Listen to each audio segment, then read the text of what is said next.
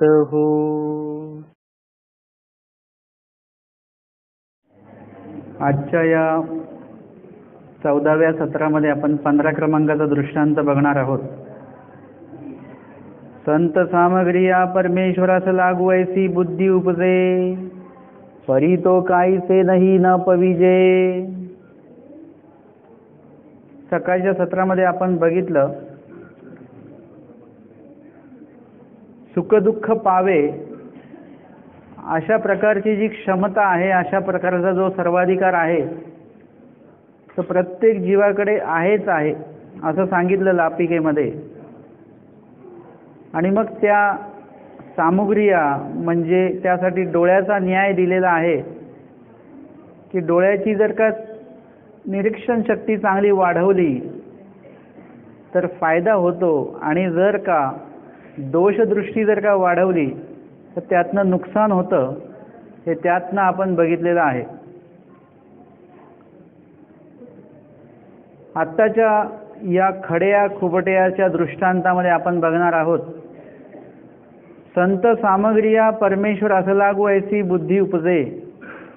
ज्याच्याकडे संत सामुग्री आहे, म्हणजे आपण सकाळच्या सत्रात बघितलेलं की संत सामुग्री म्हणजे पुण्यरूप कर्म.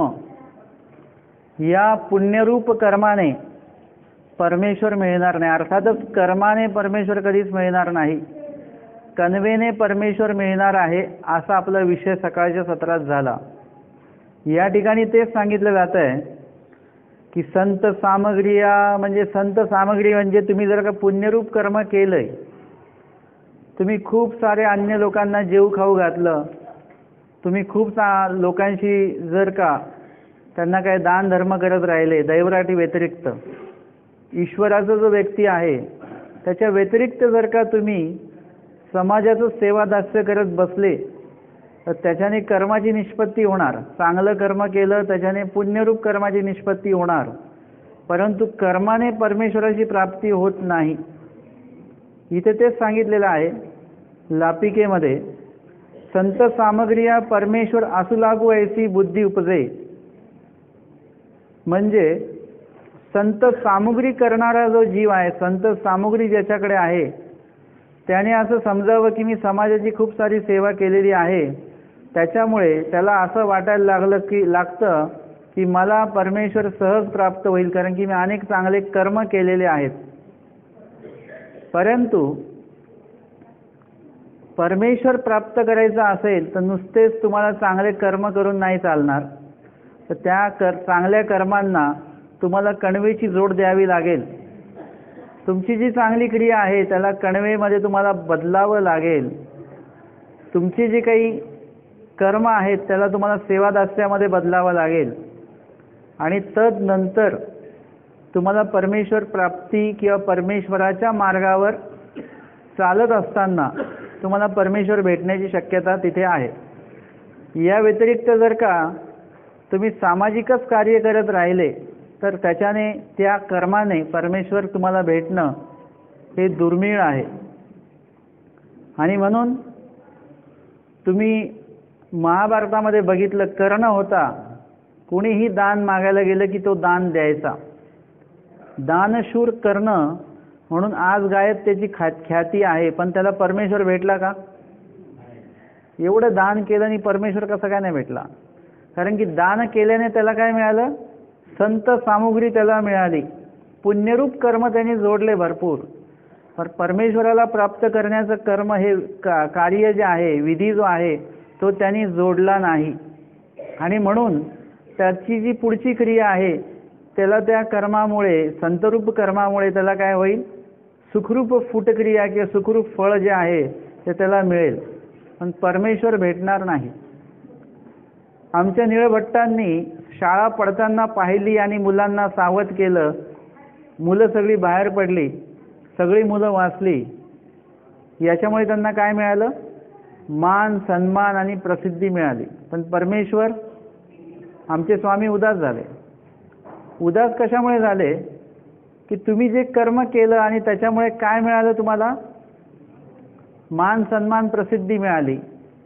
म्हणजे एखादं कर्म तुम्ही पुण्यरूप केलं त्याच्याने तुम्हाला या सगळ्या गोष्टी मिळू शकतात ज्या अनित्य गोष्टी आहेत, परंतु त्याच्यामुळे नित्य परमेश्वर जे आहेत ते उदास होतात. स्वामी सांगतात की जर का हे केलं, मान मान्यता कीर्तीला की जे तुम्ही करत आहात त्यासाठी तुम्ही केलेलं नाही आहे, परंतु हे कर्मच असं आहे. एखाद्याचं समजा तुम्ही असं नाडी पकडून जर का तुम्ही म्हणाले की अहो तुम्हाला पित्ताचा त्रास जास्त आहे बरं का, तुम्ही असं करा, हे आमकं काढा घ्या किंवा औषध घ्या, आणि त्यांनी ते घेतलं आणि त्याला लगेच गुण प्राप्त झाला, तो माणूस आपल्याला आपल्यामध्ये हे करेल, म्हणजे तुम्ही देवासारखे भेटले, आपल्यावर त्याची एवढी श्रद्धा बसून जाईल. म्हणजे तुम्ही एखादं चांगलं करता तेव्हा त्याची आपल्यावर श्रद्धा बसून जात असते. मग जर का असं झालं तर काय होईल, तो व्यक्ती आता काय करेल, मान मान्यता प्रसिद्धी करेल, हे सगळं मिळेल तुम्हाला त्याच्यामध्ये, परंतु आम्ही भेटणार नाही. लक्षात घ्या, लीळेचं प्रमाण आहे. कर्म केल्याने परमेश्वर भेटत नाही, चांगलं कर्म केल्याने सुद्धा परमेश्वर भेटत नाही. तुम्हाला काय करावं लागेल, ते कर्म कणवेमध्ये कुठेतरी बदलून घ्यावं लागेल. शांताबाईचा ज्या होत्या त्या संसारासाठी रडत होत्या, संसारासाठी त्या दुःखी कष्टी होत्या, परंतु त्या संसारामध्ये जेव्हा आहेत त्यावेळेस पूर्णपणे दुःखरूप आहे सगळं ते काय, परंतु जे स्वामींना भेटतात दुःखमुक्त होतात वगैरे. आता रोज जी क्रिया ते संसारामध्ये करत होते, संसारासाठी करत होते, ती क्रिया कुठेतरी बदललेली आहे. आता ती ईश्वरासाठी म्हणून ते आलेलं आहे. रोज संसारामध्ये राहत असताना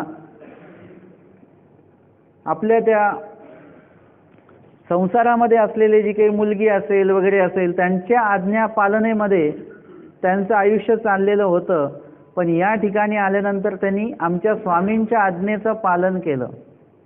म्हणजे कुठेतरी कर्म जे चालू होतं त्यांचं, कुठपर्यंत चालू होतं त्यांचं कर्म, स्वामींसमोर बसल्यानंतर सुद्धा आपल्या मुलासाठी म्हणून ते रडत होते.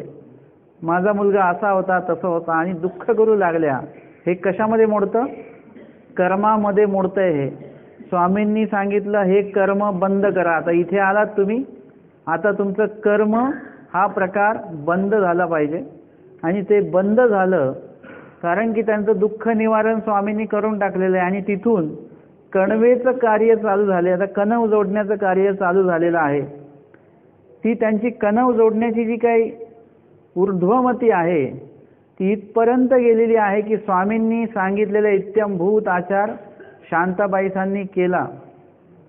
आपण ज्या क्रिया करत असतो त्याला आपण धर्माचं नाव तर देतो, परंतु वास्तविक ती क्रिया धार्मिक आहे का, विधीमध्ये ईश्वरोक्त विधीमध्ये ती बसते आहे का, हा एक भाग बघितला पाहिजे. किंवा ती क्रिया करत असताना माझी क्रिया संपन्न झाली, माझं अन्नदान झालं, माझं द्रव्यदान झालं, माझं स्मरण झालं, या गोष्टी आपण काय केलेले आहेत, निश्चित केले की माझं हे अमकं झालं, अमका विधी मी केला, देवाने सांगितला तो, परंतु देवाने तो स्वीकारला आहे की नाही आहे, इथपर्यंत आपण पोहोचतो का कधी? कधी तुम्हाला कधी असं काय आलंय, मेसेज आलाय कुठला की तुमची क्रिया लेखी लागली म्हणून? तुम्हाला सूचित केलं का देवाने? अनेकांना सूचित झालंही असेल, नाही असं नाही, होतही असेल, नाही असं नाही, परंतु सर्वांना सूचित होतं का? परंतु आपल्याला वाटतं आमची क्रिया झाली, आमचा मोठा उपकार झाला, आमचा मोठं हे झालं, मोठं ते झालं, 8 दिवस स्मरण केलं आम्ही. अहो पण ईश्वराच्या लेखी ते लागलं की नाही, ईश्वराने ते स्वीकारलं की नाही? आम्हाला कुठल्याही प्रकारे परमेश्वर जाणवत नाही, सांगत नाहीत. परंतु शांताबाईसांच्या बाबतीमध्ये स्वामींनी लगेच पोचपावती दिलेली आहे.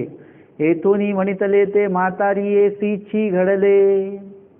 आम्ही जे सांगितलं, आम्ही जसं सांगितलं ते कोणाला घडलं? शांताबाईसांनाच घडलेलं आहे. किती निश्चयपूर्वक स्वामींनी सांगितलं, कारण की स्वामींनी त्यांच्या क्रियेचा स्वीकार केलेला आहे. अशा प्रकारे आपली क्रिया जी आहे त्या स्वामींच्या स्वीकारार्थ पडली पाहिजे, परंतु ती क्रिया कशी असली पाहिजे? कर्मरूप नसली पाहिजे. कर्मरूप क्रिया म्हणजे कुठली असते? तुम्ही जेवढं काही हेतुपूर्वक करत असता ना कार्य, उपदेशी लोकसुद्धा आणि अन्य लोकसुद्धा, मुळामध्ये म्हणजे अन्य लोकांनी केलं तर हरकत नाही, ते उपदेशी होऊ शकतात. परंतु मुळात काय होतं की अन्य लोक येऊन नवस जाप्य करतात, त्यांची कामं काय होतात नाही होतात, आणि मग ते त्यांचं श्रद्धा बसते, ते उपदेशी होतात, ते नामधारक होतात. परंतु ते कोण राहतात? अन्यच राहतात ते. कारण की अन्य राहटीसारखीच सगळ्या क्रिया आमच्या या पंथामध्ये सुरू झालेल्या आहेत. अन्य राहटीसारख्याच क्रिया चालू झालेल्या आहेत. आणि म्हणून काय होतंय की धड आपण उपदेशी नाही, धड अन्य पण नाही. जे फळ देताना त्या देवतेला हे की विडा तर इकडे वाहिलेला आहे, आणि परमेश्वराचं असं आहे की हे तर सहेतुक झालेलं आहे. आपल्या सगळ्या क्रिया ज्या आहेत त्या बहुतांशी सहेतुक क्रिया होता आहेत. कर्मराटीच्या सगळ्या क्रिया सहेतुक असतात आणि दैवराटीच्या सगळ्या क्रिया निर्हेतुक असतात. हा फरक आहे. आपण मंदिरातच येतो मुळामध्ये म्हणजे हेतू घेऊनच येतो. काही ना काही हेतू चालूच आहे, काही ना काही हेतू चालूच आहे. आणि तो हेतू पूर्ण होण्यासाठी आपण देवाला लालूच दाखवतो की देवा, माझं हे जर का काम झालं तर मग अमक्या टमक्या 5-7 4 गोड पदार्थांची नावं असतात. पुरणपोळी, बासुंदी, खीर, अशा काही काही पदार्थ असतात. त्यापैकी कुठल्या तरी एका पदार्थाचं नाव घेऊन आपण देवाला सांगतो की जर का तुम्ही माझं काम केलं तर तुम्हाला हे पदार्थ खायला मिळेल. कोणाला लालूच देतोय आपण? जसं काही देवाला काही मिळतच नाही खायला. अशी लालूच फक्त आपण लहान मुलांना देतो.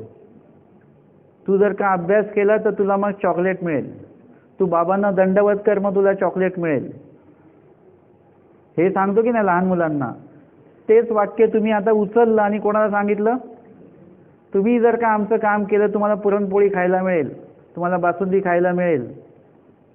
हे सगळं कशात चाललंय माहिती आहे आपलं? एक तर क्रिया सहेतुक आहे आपली, आणि परत क्रिया सहेतुक असताना आपण कर्म करतोय परत. म्हणजे सहेतुक क्रिया म्हणजेच कर्मच आलं ते. आता काय माहिती आहे का की हे जर का हा विषय समजून सांगितला तर मग 2-4 लोक आम्हाला नंतर सांगतात फोन करून की बाबा हे तुम्ही असं सांगू नका. काय होतं की लोक, ही भावक्रिया आहे, मग लोक त्याच निमित्ताने देवाकडे करतात, मग त्यांचं इकडे वळतात, ते या निमित्तानेच ते वळतात, मग ते उपदेशी होतात. एक लक्षात घ्या, आपण कुणीही कुणालाही उपदेशी करण्याचं काही कॉन्ट्रॅक्ट देवानी आपल्याला दिलं नाहीये बरं का. तुम्हाला देवानी सांगितलेलं नाहीये चैन सिस्टीम की तुम्ही 10 लोक उपदेशी करा, मग त्या प्रत्येक 10 लोकांनी परत 10 लोक उपदेशी करा, असं काही सांगितलंय का? हा महानुभाव पंथ म्हणजे कसा आहे, तुम्हाला तुमचं ज्ञान झालं, तुम्ही तुमचं आचरण करा आणि तुम्ही तुमचं मोक्षाला जा. तुम्ही म्हणाल बाबा हे तुम्ही काही सांगता, लीळेचं प्रमाण आहे याला. आमच्या स्वामींनी धांदूल मोक्षाची कथा का सांगितली माहिती आहे तुम्हाला? ते जे समोर होते स्वामींच्या सन्निधानी, कोण होते ते? पद्मनाभी देव होते. त्यांना असं वाटत होतं की माझा भाऊ पण येईल, माझी आई पण येईल, माझा पूर्ण परिवार येईल आणि स्वामींच्या सन्निधानी राहील आणि मग तो आचरण करेल, हे करेल, ते करेल, असा मनोरथ चालू होता. स्वामी म्हणतात तुम्ही काही धांदूल मोक्ष चालू आहे का तुमचा? मग ते म्हणाले धांदूल मोक्ष म्हणजे काय? मग त्यावरती कथा सांगितली. तो धांदूल बाबा जो आहे तो एकटा जात होता, एकटा येत होता. परंतु एक दिवशी त्यांनी ठरवलं की सगळ्यांना घेऊन जायचं. गेला का तो? गेला तो म्हणजे मेला. नुकसान झालं की नाही? तुम्ही जेव्हा सगळ्यांना सोबत घेऊन चालायचं बघता त्यावेळेस नुकसान, कदाचित नुकसान ठरलेलं असतं. कारण की तुम्ही ज्यांना सोबत घेताय ते सुद्धा जाणीवेचे असले पाहिजेत, त्यांना विधिनिषेध ज्ञान कळलं पाहिजे, त्यांना चूक काय बरोबर काय कळलं पाहिजे, त्यांना परमेश्वर काय ते कळलं पाहिजे, त्यांना वचन काय ते कळलं पाहिजे, त्यांना आज्ञापालन काय ते कळलं पाहिजे. हे सगळ्या गोष्टी कळणारी ज्या व्यक्ती आहेत त्यांना जर का सोबत घेतलं तर तुमचा विधी चालतो. आमचा अभ्यास जो होतो मार्गामध्ये तो कसा काम होतो माहिती आहे का? आमच्या सोबत जी जाळी आहे, जाळी म्हणजे ज्याला तुम्ही इंग्लिश भाषेमध्ये त्याला काय म्हणतात, बॅच बोलता. बॅच म्हणजे 2-3 किंवा 4-5 विद्यार्थ्यांचा समूह, ह्याला बॅच बोलतात. आपल्या महानुभाव पंथामध्ये त्याला जाळी असं म्हणतात. तुमची जर का जाळी चांगली असेल, म्हणजे तुमच्यासोबतचे अभ्यास करणारे लोक जर का चांगले असतील तरच तुमचा अभ्यास होतो. जर का तुमची जाळी बडबडी असेल तर तुम्ही पण त्यांच्यासोबत बडबडच ऐकत राहणार. म्हणजे काय आहे की सोबतची जी लोक आहेत ती चांगली असती तर ठीक आहे, ते जर का बडबड करत असले तर तुम्ही काय करायचं, मग त्यांची बडबड ऐकत बसायचं का? नाही. तुम्हाला जर का विधिनिषेध कळतं की तुम्ही तिथून उठा आणि तुम्ही एकटे जा, एकला विजया सांगून ठेवलेला आहे, एकटे जा तिकडे आणि एकटा तुम्ही घोकपाठ करा, त्याच्या वचनातनं जो अर्थ कळला त्याचं आचरण तुम्ही एकट्यानेच करा. देवानी काय सांगितलेलं आहे, एकला विजया, एकट्याने आचरण करा. तुम्ही नित्यविधी सांगितलेला आहे. तुम्ही बहुतांना घेऊन जाण्याचा विचार कराल तर बहुत लोक कसे पाहिजेत, एका विचाराचे असले पाहिजेत. तर बहुत समूह जरी असला तरी कसं आहे, एकच. म्हणजे जर का इथे सांगितलं की आरती झाल्यानंतर इथे जे बाहेर येणारे लोक आहेत त्यांनी तोंड शिवूनच यायचं. तोंड शिवून यायचं म्हणजे उद्यापासनं, म्हणजे काय आहे, एकदा जर का तुम्हाला सांगितलं एका वाक्यात तर परत कधीच तुम्ही बोलले नाही पाहिजे. नियम म्हणजे नियम. परंतु तसं होतं का, एका विचाराचे जेव्हा लोक असतात, तुम्ही मिलिटरीमध्ये जर का बघितलं तिथे एक आदेश दिला म्हणजे तो आदेश असतो. तिथे सांगितलं की इथे दिवसभर या अमक्या ठिकाणी उभं राहायचं आहे तर तो माणूस, तो मिलिटरी मॅन तिथे उभाच राहणार. हे जे नियम आहेत ते आपण पाळतो आहेत का? एक विचार नाही, एक विचार जिथे असेल मग तिथे 100 लोक जरी असले तरी एकच विचार तिथे चालतो, एक तिथे मत चालतं. आणि म्हणून ज्या क्रिया आपण करतो आहोत त्या क्रियेमध्ये काय आहे, सहेतुकता आहे. त्या क्रियेमध्ये काय आहे, कर्म आहे. आणि कर्म ज्या ठिकाणी आहे, आमच्याच महानुभाव तत्वामध्ये सांगितलेलं आहे, सहेतुकाचे फळ कोण देतं? आपण देवता भक्ती करतो बरं का, आपण सहेतुक विडा ठेवतो म्हणजे इनडायरेक्टली आपण देवता भक्ती करतो. कशी करतो? सांगितलेलं आहे की सहेतुकाचे फळ कोण देतं? कोण देतं? माया देते. म्हणजे आपण इनडायरेक्टली कोणाला अर्ज दिलेला आहे? तो मध्यस्थी देवाला केलंय, पण फळ कोण देणार आहे त्याचं? माया देणार आहे. म्हणजे आपला प्रवास कुठे चाललाय बघा. एखादा मध्यस्थी व्यक्ती आपला आहे, परंतु तो मध्यस्थी व्यक्ती ज्याच्याकडनं आपल्याला पाणी देणार आहे घेऊन किंवा काहीतरी खायला देणार आहे, तो आपला दुश्मन आहे. आपण घेऊ का? त्या मध्यस्थी व्यक्तीला सांगू द्यायचं तर तुमच्या घरचं द्या, त्याच्या घरचं मला अजिबात चालणार नाही. तो कोण आहे? मग आता देव मध्यस्थी आहेत. आता तुम्ही मागेच लागले तर देवाला काय करावं लागतं? देवाने तुम्हाला अनेक वेळा सांगितलं की अनेक काहीतरी मागा, हे भेटणार आहे तुम्हाला, तुम्ही अजून काहीतरी मागा. परंतु आम्ही तेच मागितलं तर देवाला काय करावं लागतं? मायेला सांगावं लागतं आणि माया मग ते फळ तुम्हाला देते. म्हणजे आमच्या इच्छा कोण पूर्ण करतंय? इनडायरेक्टली माया पूर्ण करते आहे. म्हणजे आम्हाला गरज कुणाची पडते? मायेची गरज पडायला लागलेली आम्हाला. सहेतुक क्रियेचं फळ माया देते आहे आणि आम्हाला अपेक्षित आहे की आम्हाला देवाने दिलं पाहिजे. तर देव काय देणार? कणवेचा असेल तर देव देतील तुम्हाला, कर्माचा असेल तर देव देणार नाही. कणव म्हणजे आपण इथे उच्च कोटीची घेतोय बरं का. कणव म्हणजे फार योग्यता अधिकाराची कणव. आपण कणव म्हणजे अधिकार आणि योग्यता या अर्थाने आपण इथे वापरतो आहोत की त्या कणवेनुरूप तुम्हाला मोक्ष मिळणार आहे, अशी कणव या ठिकाणी आपल्याला अभिप्रेत आहे. आणि म्हणून आपण ज्या क्रिया करतो आहे, लेबल तर धर्माचं आहे, परंतु त्याच्यामुळे निष्पत्ती कर्माचीच होते आहे. आपल्याला माहिती आहे का? आपल्याला माहिती नाही आहे. आणि म्हणून सहेतुक क्रिया ज्या आहेत त्याचं प्रमाण जे कमी करून टाका. आणि आपल्यामध्ये निर्हेतुक क्रिया कशी घडेल यासाठी परमेश्वराकडे आपण विनंती करणं गरजेचं आहे. मला असं सांगितलं जातं की नाही याच्यामुळेच तो पंथाला येणार आहे वगैरे वगैरे. आता एखाद्या उपदेशी घरातला मुलगा किंवा मुलगी उपदेश घेतच नाहीत, त्यांची देवावर श्रद्धाच नसते. का नसते? मग आपण त्यांच्याविषयी काय बोलतो? त्यांनी तो धर्म जोडलेला नाही आहे, त्याच्या नशिबात महानुभाव पंथ नाही आहे, लगेच पळवाटा काढल्या आपण. मग एखाद्याला जबरदस्ती आपण उपदेशी करू शकतो का? लक्षात घ्या, ज्याची जोड आहे तो बरोबर येणार आहे. सारंग पंडितच्या घरात 3 लोक आहेत, ते आणि त्यांची पत्नी आणि मुलगी आहे. किती लोक अनुसरले? स्वामी सारंग पंडितांच्या मागे लागले, तुम्ही अनुसरा अनुसरा अनुसरा, तरी ते अनुसरले नाहीत. प्रत्यक्ष स्वामी आहेत, परंतु धानाईसा आणि उमाईसाला सांगितलं का स्वामींनी अनुसरा अनुसरा अनुसरा? नाही, तरी पण ते अनुसरले. म्हणजे ज्याच्या नशिबात धर्म जोडलेला आहे तो बरोबर येणार आहे. ज्यांनी नाही जोडलेला आहे त्याला किती जबरदस्ती करा तो येणार नाही. याचाच अर्थ आपल्यामुळे आणि माझ्यामुळे कोणी धर्माला लागतंय असं मुळीच नाही आहे. त्यांनी ते धर्माला जोडण्याचं ते बरोबर जोडून ठेवलेलं असेल कुठेतरी. फक्त फायदा काय होतो? प्रवचनामुळे याच्यात बदल झाला. म्हणजे का झाला? त्याच्याकडे कणव छोटी आहे, तो प्रवचनाला आला किंवा एखाद्या विधीमध्ये तो आहे किंवा एखाद्या अधिकरणाची भेट झाली, एखादं सेवादास्य त्यांनी केलं, त्याच्यामुळे त्याची छोटीशी असलेली कणव ती वाढते, ती अजून वाढते, ती अजून वाढते आहे. आणि त्याच्यातनं त्याच्या धर्माला लागण्याचा जो अधिकार आहे तो चांगला बळकट होतो. म्हणजे आपण धार्मिक आणि ईश्वरोक्त विधीमध्ये राहिल्यामुळे काय होतं? आपली योग्यता वाढते. जी छोटी आहे योग्यता ती वाढते. कशावरून? ना परमेश्वर काय करतात, एखाद्याची कणव कमी असेल तर दर्शने, स्पर्शने, संभाषणे त्याची कणव वाढवतात. म्हणजे ती वाढती क्रिया आपण केली पाहिजे.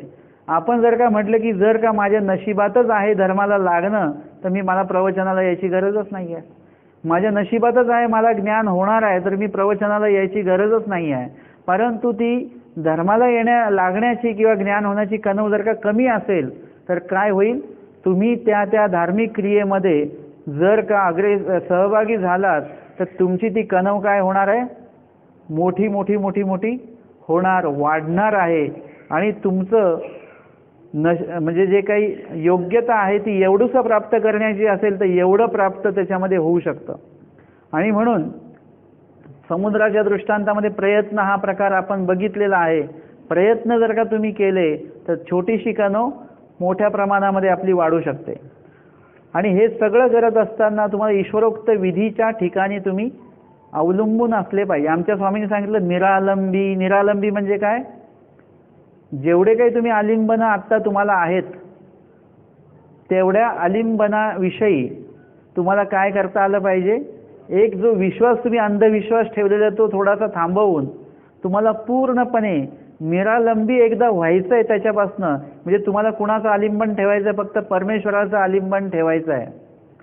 परमेश्वराचं आलिंबन ठेवलं, पूर्णपणे परमेश्वरावर अवलंबून राहायचं आहे. सगळ्या गोष्टी बरोबर होणार आहेत, मार्गी लागणार आहेत. आणि म्हणून आपल्यामध्ये कणव आणि योग्यता अधिकार जमवण्याच्या गोष्टी आपल्याकडे असल्या पाहिजेत. परंतु आपण काय करतो आहोत? हेतुक क्रिया चालू आहेत आपल्या.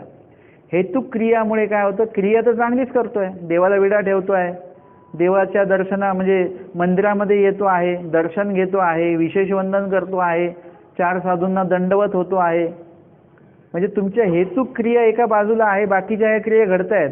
आणि त्या हेतुक क्रियेपायी तुम्ही काहीतरी विधिविधान करताय, हे करताय, ते करताय. फायदा होणार आहे, काहीतरी फायदा होईल, परंतु जो फायदा झाला तो होणार नाही. सारंग पंडितांचे 60 उपार सारंग पंडितांनी स्वामींच्या ठिकाणी केले, पण महानुभाव शास्त्र सांगतं की सारंग पंडिताचे 60 उपार वाया गेले असं म्हणतात. वाया गेले म्हणजे काय? केली क्रिया वाया नवसे स्वामी सांगतात. आणि वाया गेले कसं काय? वाया गेले कोण्या अर्थी? जे त्याचं भेटलं पाहिजे होतं ते भेटलं नाही त्याला. म्हणजे तुम्ही 10 रुपये दिले तर 10 रुपये मूल्याची वस्तू मिळालीच नाही, त्यांनी 1 रुपये मूल्याची वस्तू दिली, पण तुमचे खर्च किती झाले? मग आपण बोलतो तुम्हाला जसे पैसे खर्च केले ना तशी वस्तू तुम्हाला काही मिळाली नाही, कमी मिळालं तुम्हाला. हे तसं 60 उपहार केले म्हणजे त्याला काय प्राप्त झालं पाहिजे होतं? एवढं सेवादास्य केलं, परंतु सारंग पंडितांची सगळी क्रिया कशी होती? सहेतुक होती. सारंग पंडितांना स्वामींच्या माध्यमातनं काय मिळालं होतं? बक्षिशी मिळालेली होती, जमीन मिळालेली होती, पैसे मिळालेले होते, अशी वृत्ती त्याला मिळालेली होती. त्यांना असं वाटायचं जर का देवाला नाराज केलं तर परमेश्वर सगळं हिरावून घेतील, जसं दिलंय तसं काढूनही घेतील. मग स्वामींना खुश ठेवण्यासाठी म्हणून ते काय करायचे? स्वामींना उपहार, हे ते पूजन वगैरे त्यांचं चालायचं.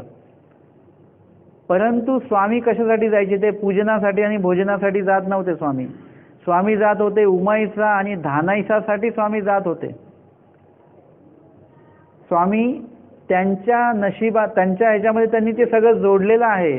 त्यांची ती कणव वाढावी, अजून सेवादास्य घडवून दर्शने स्पर्शने संभाषणे ती त्यांची कणव वाढावी, यासाठी स्वामी त्या ठिकाणी जात होते. म्हणजे तुम्हाला एक स्वामींच्या प्रथम भेट आणि प्रथम भेटीनंतर जेव्हा सारंग पंडिताच्या घरी प्रथम स्वामी गेले भोजनासाठी, त्यावेळेचा मी तुम्हाला ती लीळा सांगेल आणि त्यातला तो एक घटनाक्रम मी तुम्हाला सांगेल. तो तुम्ही अनेक वेळा वाचला असेल पण तुमच्या लक्षात नसेल आला. मी वाचत असताना मी असं थोडं चिंतन करत असतो प्रत्येक शब्दाचं, प्रत्येक ओळीचं, की ह्याच्यातनं काय येऊ शकतं, ह्याच्यातनं काय येऊ शकतं. आणि मला तिथे ती ओळ एक मिळाली वेगळीच.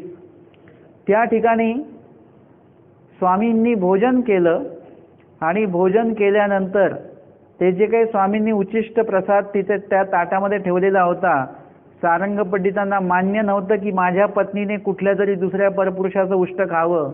त्यांनी काय केलं? तो सगळा उच्चिष्ट प्रसाद स्वतः आणि त्या मोकानंदाला देऊन संपवून टाकला. उमाईसा ज्या आहेत, उमाईसांना अपेक्षित होतं की मला एवढा तरी प्रसाद मिळाला पाहिजे. म्हणजे जी बाई सकाळपासून उठून सगळा स्वयंपाक तिने बनवला, सगळी तयारी केली, स्वामी येणार म्हणून किती आनंदित आहे ती, आणि प्रसाद कोणी खाल्ला? त्यांनी खाऊन टाकला, हिला काही मिळालाच नाही. परंतु व्यवस्था बघा कशी आहे. आमच्या स्वामींनी आम्हाला तर आज्ञा दिली, आपले सीत मुंगी आजी करून नेवो नेदावे, म्हणजे खाली खरकट सांडू नका, असं आम्हाला सांगितलं ना देवाने. जेवताना खाली शीत सांडू देऊ नका. पण ती जर का लीळा वाचली तर त्या लीळेमध्ये जेवताना स्वामींनी शीत खाली सांडून ठेवलेली आहेत. परत वाचा ती लीळा कधी तुम्ही.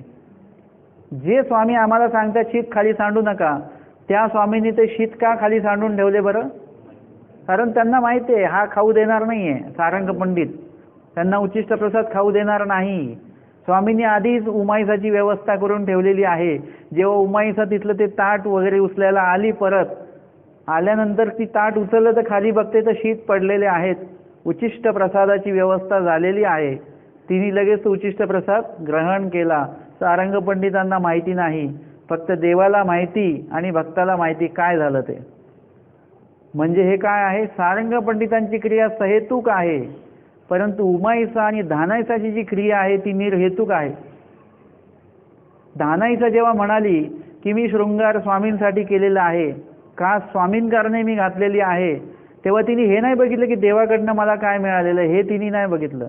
देवाकडनं मला काय मिळणार आहे हे पण तिने विचार नाही केला. निर्हेतुक आहे, निरागसपणे ती बोललेली आहे. अनेकांची नावं घेऊ शकत होती ती. आईचं नाव घेऊ शकत होती, कोणाचंही नाव घेऊ शकत होती, किंवा मी स्वतःसाठीच केलेलं आहे, मी कुणासाठी केलं ना असंही म्हणू शकत होती ती. पण तिच्या मुखामध्ये देवाचंच नाव कसं काय येतं? हे आहे कणवेचं कार्य, कर्माचं कार्य नाही आहे. परंतु तिचेच वडील सारंग पंडित हे कर्माचं कार्य चालू होतं त्यांचं, त्यांच्या ठिकाणी कणवेचं कार्य नाही. त्यांना कुठेतरी अहेतुक भजन घडून प्रेमोपाय झाला पाहिजे होता, प्रेम झालं पाहिजे होतं, ते सारंग पंडितांना घडलं नाही. कारण की क्रिया सहेतुक आहे. एकदा क्रिया सहेतुक ठेवली तुम्ही की मग त्याच्या बाबतीमध्ये देवाला काय द्यायचं आहे ते देवाला देता येत नाही. आणि म्हणून तुम्ही जरी क्रिया करत आहात सहेतुक नावाखाली, तरी त्या कर्मामध्ये जर का येत असेल तर इथे सांगितलेलं आहे की संत सामुग्रिया परमेश्वर असं लागू ऐसी बुद्धी उपजे.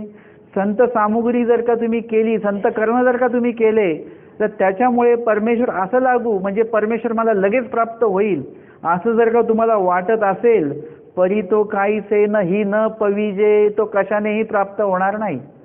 तुम्ही ईश्वर विरहित कुठल्याही क्रिया करत बसा आयुष्यभर, त्याच्याने परमेश्वर भेटणार नाहीये तुम्हाला. जर का मी म्हटलं की मी आयुष्यावर प्रवचनच करायचे तर त्याच्याने मला देव भेटणार नाही. मला काय करावं लागेल? नामस्मरण सुद्धा करावं लागेल. कारण नामप्राप्ती ते करी, ज्ञानप्राप्ती ते करी असं वचन नाही आहे. नामप्राप्ती ते करी. पण नामप्राप्ती ते करी हे मला कशात कळालं? ज्ञानामध्ये कळालं.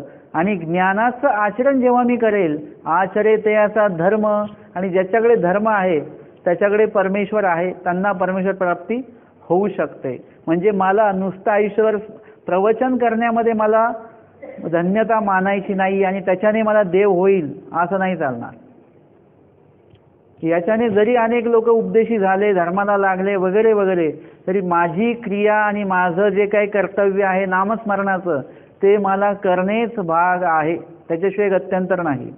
आणि म्हणून आपण कुठल्याही क्रियेतनं नुसतं असं समजलं की आपण असं असं केलं म्हणून परमेश्वर प्राप्त होईल, तर त्याच्याने परमेश्वर प्राप्त होणार नाही. आमच्या स्वामींनी भट्टोबासांना काय केलं की दोषांचं निरूपण केलं की जीवाकडे किती दोष आहे. जीव म्हणजे सर्व दोषांचे आळे. मग सर्व दोष म्हणजे कुठले कुठले? असा दोष, तसा दोष, तसा दोष, असे एक एक एक एक दोष सांगितले. आणि सगळं ऐकताना भट्टोबासांना असं जाणवायला लागलं की स्वामी जेवढं दोष वाचतायत, जेवढे दोष स्वामी सांगतायत, हे सगळेच तर दोष माझ्याकडे आहेत. कुठलाही असा एक दोष नाही जो माझ्याकडे नाही आहे असं त्यांना वाटायला लागलं. म्हणजे आम्हाला नेहमी असा अनुभव येतो, अनुभव सांगतात लोक, ते सांगतात लोक की बाबा तुम्ही आमका आमका हे सांगत होते, आम्हाला असं वाटत होतं की आम्हालाच बोलताय की काय. असं का वाटतं माहिती आहे? कारण की प्रत्येकाने ते केलेलं असतं, तो त्या विभागातनं तो गेलेला असतो. त्याच्यामुळे त्या प्रत्येकाला असं वाटतं की अरे मलाच बोलतायत बरं का, मलाच बोलतायत बरं का. आम्ही आश्रमामध्ये होतो, मामाजी किंवा मोठे बाबाजी हे बोलता बोलता जसं असं काहीतरी सांगायला लागले की आमच्या सगळ्यांच्या मानाखाली जायचं बरं का. म्हणजे ते सांगायचे की बाबा जर का सांगितलं हा व्यापार करा इकडचा, तो काय व्यापार आहे? माती भरायचा व्यापार आहे. मग लोक म्हणतात नाही आमची पाठ दुखते, हे होतं ते होतं, मला वाकलेलं जमत नाही. आता हे सांगतात, हे जनरल सांगतायत, ते असे लोक बोलतात असं ते सांगतात बरं का. आणि त्यावेळेस ते बोलत असताना आमच्या सगळ्यांच्या मनाखाली, कारण की आम्ही सगळ्यांनी ते बहाणे सांगितलेले आहेत त्यांना. मग आम्हाला असं वाटतं ते आम्हालाच बोलतात, ते मलाच बोलतायत, असा अनुभव येत असतो. भट्टोबासांना सुद्धा असं वाटायला लागलं की स्वामी जे दोष सांगतायत सगळे माझ्याकडे आहेत. आणि म्हणून निरूपण संपल्यानंतर भट्टोबास बाहेर आले. बाहेर आल्यानंतर दुःख करायला लागले, भट्टोबास रडायला लागले. आमचे स्वामी तिथे आले. स्वामी सांगतात, रडीजेना किंगा रडिनल्या काजळी पडे, येणे खडकेसी कपाळ घ्या पा. म्हणजे जर का तुम्ही रडलात आणि रडल्याने तुम्हाला परमेश्वर प्राप्त होईल असं जर का तुम्ही समजता, तर तसा गैरसमज डोक्यातनं काढून टाका. एखादा व्यक्ती आयुष्यभर रडत बसेल आणि विधी काहीच करणार नाही, तर त्याच्याने परमेश्वर होणार नाही. स्वामी सांगतात, येणे खडकेसी कपाळ घ्या पा जरी होय. आपटा बरं या खडकावर डोकं आणि मग हे करा की देव होईल मला. देव अजिबात होणार नाही, काही देव धावून बिवून येणार नाही. आपटा किती पण डोकं. स्वामी सांगतात, तो जेणे परी होवावा तो तेणेची परी होईल. देव होण्याची जी काही परी सांगितलेली आहे, म्हणजे कुठली परी सांगितली? अस्थिपरी सांगितली. विकार विकल्प शून्य, स्वभाव मात्रे, निरालंबी, देवता स्मरणे, अशा या विधींमध्ये निषेध सोडून, विधी म्हणजे देवता स्मरणे म्हणजे परमेश्वराला आठवून आठवत जो जन्मक्षेपी म्हणजे शारीरिक कष्ट आणि मानसिक दुःखेची जो जन्म आपला धाडतो, तयासी परमेश्वर काय करतात? पुनरपी आपला संबंध देते, म्हणजे त्यालाच भेट देतात. सगळ्यांना भेट देत नाही. तुम्ही म्हटले देवा आम्ही किती खेटी केल्या तुमच्याकडे, किती विडे वाहिले, पुरणपोळीचे बासुंदीचे किती उपहार केले, मग आम्हाला पुन्हा संबंध होईल का? सांगितलं अस्थिपरीमध्ये? देव होण्याचा उपाय सांगितला का? हा नाही सांगितला. देव होण्याचा उपाय वेगळा आहे. तिकडे तुम्हाला विकार विकल्पाची शून्यता करावी लागेल, स्वभाव नियंत्रित करावे लागतील, आलिंबन रहित व्हावं लागेल तुम्हाला, आणि ईश्वराच्या नामाचं स्मरण करत शारीरिक कष्ट मानसिक दुःखेशी तुम्हाला जन्म क्षेपावा लागेल. तयासी, त्या वचनाचं शेवटचं जे वचन आहे ना, त्या वचनाची सुरुवातच अशी तयासी बरं का, त्यालाच परमेश्वर. बाकीचे कट झाले त्याच्यामधनं. म्हणजे आपण काय केलं आहे, ह्याच्यामध्ये संत सामुग्रीच्या क्रिया केल्या आणि त्याच्यामुळे आपल्याला वाटायला लागलं की मला देव होणारच. हे प्रत्येक पौर्णिमेला, प्रत्येक अमावस्याला आम्ही देवाला जातो. मी ते म्हटलं ना त्या दिवशी की बाबा देवाने बरं झालं पौर्णिमा अमावस्या बनवलं, त्या निमित्ताने तरी लोक येतात. पौर्णिमा अमावस्या आणि दुःख या 3 गोष्टी जगात नसत्या तर लोक मंदिरात आले नसते बरं का. तर या ठिकाणी लक्षात घ्या की स्वामी भटोबासांना म्हणतात तो जेणे परी व्हावा त्याने. आम्ही जी पद्धत सांगितली ना देव होण्याची, त्याच्यानेच देव होणार, बाकी इतर कुठल्याही कार्याने देव होणार नाही. तिकडे गदोनायक आहेत, ते म्हणतात देवा माझ्याकडे संपत्ती भरपूर आहे, मग मला देव होईल का? स्वामी काय म्हणतात, द्रव्य संपत्ती परमेश्वर न पविजे. आता त्या पैशाचं काय करायचं सांगा मला. पुत्र संपत्ती परमेश्वर न पविजे. तुम्ही ह्या ज्या काही संपत्त्या तुम्ही जमवून ठेवल्यात आणि त्याच्या आधाराने आपल्याला वाटतं की आपण देवाला साध्य करू, त्याच्याने नाही होत. तुम्ही भरपूर खर्च केला देवाच्या नावाने आणि म्हणून तुम्हाला असं वाटलं आमचा विधी चांगला झालेला एकदम, आता देव प्रसन्न झाले. अजिबात प्रसन्न होत नाहीत. देवाला तुम्ही पैसा खर्च करणं अपेक्षित नाहीये, तर वेळ उपयोगी नेणं हे अपेक्षित आहे. तुम्हाला नामस्मरण तुम्ही करणं हे देवाला अपेक्षित आहे, त्याच्याने परमेश्वर प्राप्त होणार. म्हणून सांगितलं स्वामींनी भटोबासांना. परत आपण भटोबासांकडे आलो, वेगळ्या लीळेमध्ये आलो की स्वामी भटोबासांना म्हणतात परमेश्वर काहीसे नाही भजावा पूजावा न लगे. ही लीळा खूप मोठी आहे, विश्लेषण म्हणजे लीळा लहान आहे पण त्याचं विश्लेषण खूप छान आहे एकदम. आपण जेव्हा केव्हा नामाचे 10 टाळे घेऊ त्यावेळेस ही लीळा मी राखीव ठेवतो त्याच्यासाठी, कारण की त्या लीळेचा जे काही आनंद आहे तो त्याच वेळेला आहे असा. आणि म्हणून परमेश्वर काहीसे न भजावा पूजावा लगे, तो अंतर्गाम्य, तो स्मरणे चिंतने आठवणे मनने कीर्तने भज्य पूज्य किंगा. जर का या गोष्टी तुम्ही करत असाल तरच परमेश्वराचं भजन पूजन घडतंय असं समजा.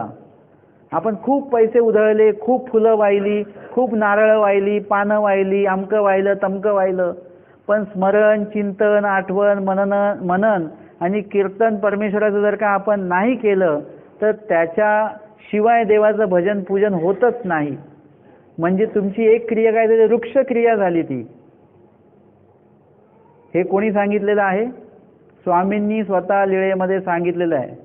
चरित्रामध्ये 60 क्रमांकाची लीळा बघाल तर त्याच्यामध्ये ते सगळं सांगितलेलं आहे. आपलाच आपण विचार केला पाहिजे. आणि म्हणून इथे सांगितलेलं आहे की तेणे परमेश्वर न पविजे, म्हणजे भटोबासांना सांगतात स्वामी की त्याच्यामुळे परमेश्वर नाही पावणार, की जेणे परिवा तेणे परीच होणार परमेश्वर. तो काहीसे नाही न पविजे, कशानेच परमेश्वर प्राप्त होणार नाही. ज्या परीने सांगितलं त्याच परीने तो होईल. आणि खड्या खुबट्याचा दृष्टांत स्वामींनी या ठिकाणी आम्हाला सांगितलेला आहे. हा दृष्टांत संदर्भातली उत्तरार्ध 46 क्रमांकाची लीळा आपण बघणार आहोत. औसा आगाधत्व निरूपण. औसांना परमेश्वराचं आगाधत्व काय आहे ते सांगितलेलं आहे. एकुदी गोसावी औसासी काही निरूपण करीत होते. एक दिवस आमचे स्वामी औसांना काहीतरी निरूपण करत होते आणि स्वामी म्हणतात हे आघादाचे आघात म्हणजे तुम्हाला आमचा गाद म्हणजे थांग पत्ताच लागणार नाही. परमेश्वर म्हणजे तुम्ही काही सोपं समजू नका. एखाद्या विशेषाला आपण कुठला तरी आकार देतो आणि मग लगेच त्याला हा देव आपण त्याला देव केलेला आहे. विशेषाला आपण देव म्हणतो. आणि इथे आमचे स्वामी काय म्हणतात, हे आगाधाचे आगाध. परमेश्वराचा गादच तुम्हाला लागू शकत नाही. परमेश्वराचं स्वरूप तुम्हाला आत्ता कधी दिसणार नाही. परमेश्वराचं स्वरूपच दिसत नाही शाब्दज्ञानी आला. आणि आपण तर कोण आहोत, शाब्दज्ञानी, पण आपण फक्त शब्दज्ञानी आहोत. शब्दांचं ज्ञान आहे फक्त. दयाळू मयाळू कृपाळू कनवाळू म्हटलं आपण, दयाळू म्हणजे कधी अनुभव घेतला का आपण? कृपाळू म्हणजे काय, ते गुण वगैरे सगळे धर्म, ते ईश्वराचं स्वरूप हे कधी दिसतंय का आपल्याला? आता दिसतच नाही, मग आपण कशाला देव म्हणतोय? मग परमेश्वर स्वरूप तुम्हाला आत्ता दिसणारच नाही, ते अप्रोक्ष ज्ञानामध्ये दिसणार आहे. मग आपण शाब्द ज्ञानामध्ये देव म्हणतोय कशाला नेमकं? कितीतरी अन्यथा चाललंय. आणि इथे स्वामी औसाला काय म्हणतात? कुठल्या औसाला म्हणतात स्वामी? जी प्रत्यक्ष स्वामींच्या समोर बसलेली औस आहे, परमेश्वर अवताराच्या समोर बसलेली औस आहे, तिला सांगतात स्वामी की हे आगाधाचे आगाध, म्हणजे तुम्हाला आमचा गाध लागणार नाही. यावरी गोसावी खड्या खुबड्याचा दृष्टांत निरूपिला. आणि त्यावर स्वामींनी खड्या खुपट्याचा दृष्टांत जो आहे तो निरूपण केलेला आहे. या संदर्भातलीच आपण दुसरी पूर्वार्ध 541 क्रमांकाची लीळा बघणार आहोत. चाटेया आव्हानी आगाधत्व निरूपणे. गोसाव्यांशी उद्याचा पूजावसर झाल्यानंतर, म्हणजे सकाळचा पूजावसर स्वामींना झाला. गोसावी सत्यादेवीच्या देवळाशी बीजे केले. त्या देवळामध्ये स्वामी बीजे करतात. सरिसे उपाध्य असती, जानोपाध्य स्वामींच्या सोबत आहेत. दोन्ही दारवंडा श्रीकरी धुरुनी भीतरी आवळो किले. आणि स्वामींनी काय केलं? त्या देवळाच्या आतमध्ये स्वामी गेले नाही. त्या देवळाच्या दोन्ही ज्या काही दारशंका आहेत, म्हणजे चौकडीच्या उभ्या पट्ट्या ज्या आहेत, त्याच्यावर श्रीकर ठेवल्याने आतमध्ये डोकावून पाहिलं. तव भीतरी चाटुर्वे पडत होती. ते विद्यार्थी जे आहेत ते अभ्यास करत होते आतमध्ये. त्यांनी स्वामींना बघितलं आणि ते म्हणतात, चांगदेव रावळो या, चांगदेव रावळो या. म्हणजे स्वामींना त्यांनी बोलवलं, परंतु कसं बोलवलं? स्वामींचं नाव घेऊन बोलवलं. उद्धटपणा थोडासा झाला. गोसावी तैसेची बीजे गेले. आणि स्वामी आतमध्ये गेले नाही, स्वामी बाहेरच्या बाहेर निघून आले. मग मार्गी उपाधी म्हणितले. आणि रस्त्यामध्ये मग उपाध्यवास स्वामींना म्हणतात, जी जी कैसे महाजनाचे मूल मातले असती. ते म्हणतात बघा, एक तर स्वामी बीजे केले म्हणजे त्यांनी बोलल्यानंतर स्वामी गेले आतमध्ये. बीजे केले म्हणजे स्वामी आतमध्ये गेले आणि मग काही वेळ थांबून पुन्हा निघालेले आहेत. आणि निघाल्यानंतर मग मार्गामध्ये म्हणजे रस्त्यामध्ये उपाध्यवास म्हणतात, हे बघा हे मुलं कसे मातलेले आहेत बघा. चांगदेव रावळो, चांगदेव रावळो या असं म्हणतात स्वामींना. नाव घेऊन जी जी गोसावी यावे असं काहीतरी म्हणावं. पण देवात आपलं नाव घेऊन तुम्हाला बोलवतात. त्यांनी काय केलं पाहिजे होतं? उठलं पाहिजे होतं जागेवरून, आपलं स्वागत केलं पाहिजे होतं. गोसाव्यांना स्वामींना दंडवत केला पाहिजे होता, श्रीचरणा लागलं पाहिजे होतं. ते नाही, म्हणजे त्यांनी काहीच विधी केला नाही. या उपरी सर्वज्ञ म्हटले. आणि यावर स्वामींनी जानोपाध्यांना स्वामी म्हणतात, अंगा हे नेनो काही एक ते तुम्हासी की. आम्ही कोण आहोत? परमेश्वर आहो, देव आहो, काय आहो? त्याचं ज्ञान कुणाला आहे? तुम्हाला आहे. त्यांना आहे का? त्यांना नाही आहे. यासी काही म्हणजे यांना त्याचं ज्ञान नाही. हे आगाधाचे आगाध. आम्ही कसे आहोत? परमेश्वर म्हणजे आगाधाचे आगाध. कुणाला असं लगेच देव बघितला आणि कळला असं नसतं. परमेश्वर हे परमेश्वर जाणीजे. तुम्हाला जर का परमेश्वर जाणून घ्यायचा असेल तर तुम्हाला परमेश्वराशीच संपर्क करावा लागेल. अधिकरणांशी आणि प्रवाचकांशी संपर्क करून नाही चालणार. लक्षात घ्या, व्यवस्थित ऐका. तुम्हाला कोणाशी संपर्क करावा लागेल? देवाशी विनंती करावी लागेल सकाळी 3 ते 6 मध्ये की देवा मला आपली जाणीव होऊ द्या, आपला उमट होऊ द्या. अशी कुठेतरी विनंती देवाला करावी लागेल, तळमळ करावी लागेल. मग परमेश्वर तुम्हाला अधिकरणाचे मुखे परमेश्वर म्हणजे काय आहे, कसा आहे ते जाणून देऊ शकतील. आता ते माध्यम आहे अधिकरण. म्हणजे आपल्याला ज्ञान घ्यायचं असेल ते कुठल्या तरी जाणकार व्यक्तीकडनंच घ्यायचं आहे, बोधवंत व्यक्तीकडनंच घ्यायचं आहे. नसेल एखाद्या वेळेस कोणी साधू व्यक्ती किंवा अधिकरण व्यक्ती नसतील तिथे, तर एखादा ग्रस्तांमध्ये एखादा बोधवंत असेल तर त्याच्याकडनं सुद्धा तुम्ही ज्ञान घेऊ शकता. कधी कधी तर असं असतं की आपल्यापेक्षा लहान वयाच्या व्यक्तीने, जे तो मुलगा कॉलेजलाच आहे पण त्यांनी देवाधर्माचा एवढा चांगला अभ्यास केलेला आहे आणि तो मुलगा आई वडिलांना शिकवतो. आता आई वडिलांनी ते शिकून घ्यावं की नाही त्याच्याकडनं? त्यांना वाटतं तुझ्यापेक्षा आम्ही जुने उपदेशी आहे, तुला काय माहिती, काही सांगतो आम्हाला. तो म्हणतो नाही, या लीळाचरित्रात लिहिलेलं आहे, सूत्रपाठात लिहिलेलं आहे, हे असं केलं पाहिजे, हे असं केलं पाहिजे. आई वडील त्याला वेड्यात काढतात. परंतु जेव्हा तुम्हाला ज्ञान देणारी व्यक्ती आहे, ती मग छोटी आहे, मोठी आहे, दीक्षित आहे, ग्रस्त आहे, परंतु ज्ञान जर का यथार्थ सांगते आहे तर तुम्ही तो ग्रहण केलं पाहिजे त्यावेळेस. परंतु काय होतं की आपल्याला ते लक्षात येत नाही.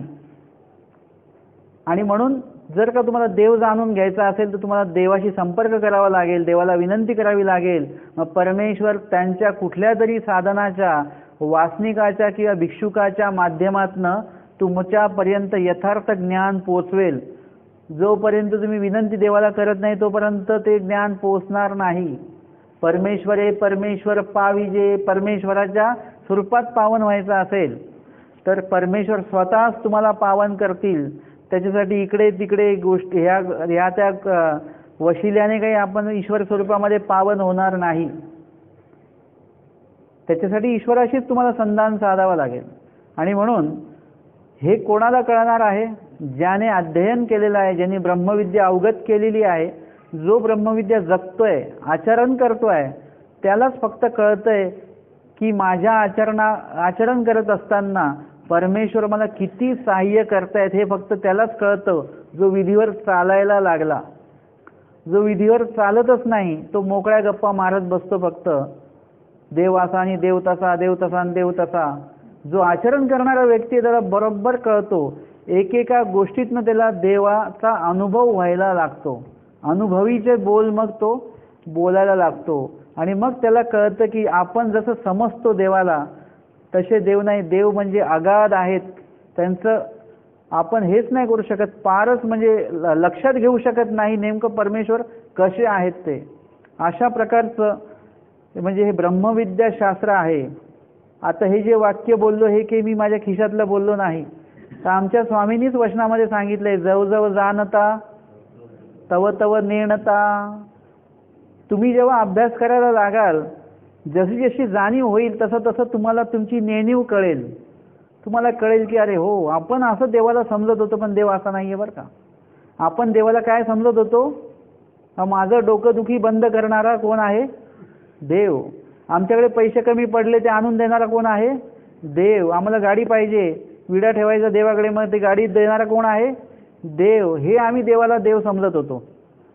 परंतु देव तर काही वेगळेच आहेत. परमेश्वर कसे आहेत? विषय व्यवहार देणारे नाहीत, ज्ञान आणि प्रेम देणारे आहेत.